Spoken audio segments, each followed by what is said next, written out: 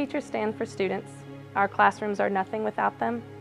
I can walk in and the smiles on their faces and their appreciation for me being there is why I am there.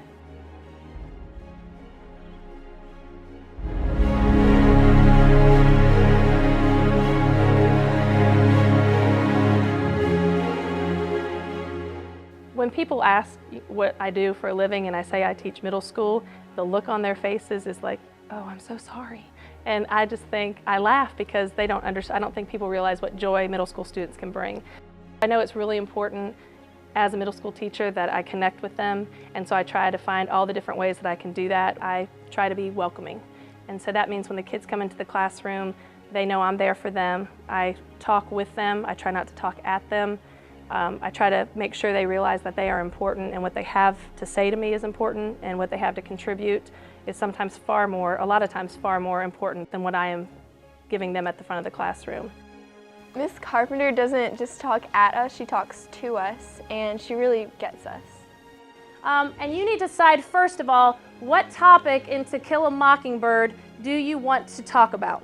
Mary, she means everything to Pleasant Hill Middle. She is the kind of teacher that you want for your child. She's very engaging in the classroom. She's thought-provoking, inspiring, and she inspires everyone to be better.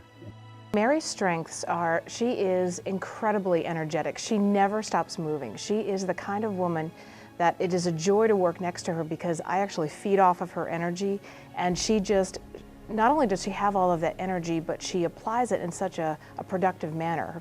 She is very active in the classroom with her students. She tries to bring in different types of learning activities to address all the different learning styles.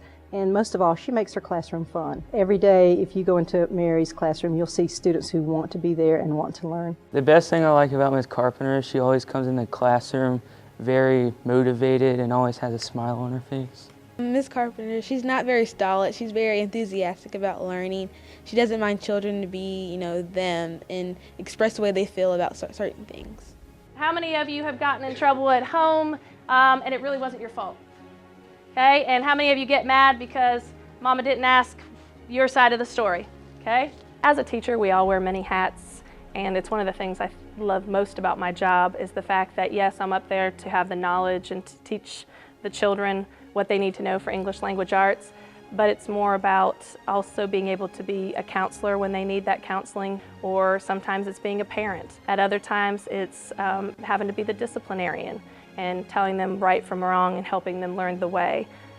Ultimately, all those hats help build that child into a more independent learner, and that's ultimately what I want to make sure I do for these children.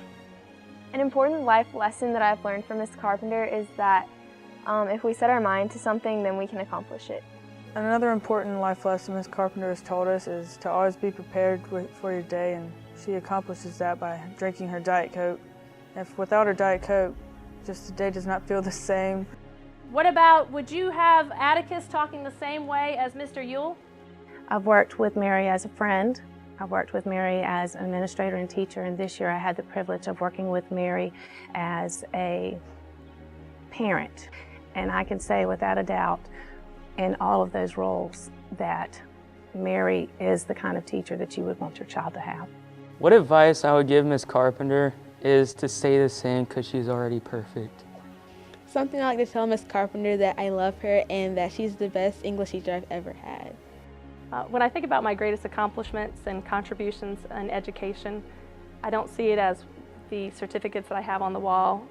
National Board Certified, I've learned a lot from that process, but it's so much more about what I give to the kids in the classroom when they go to hug us goodbye at the end of the year and say that we made a difference.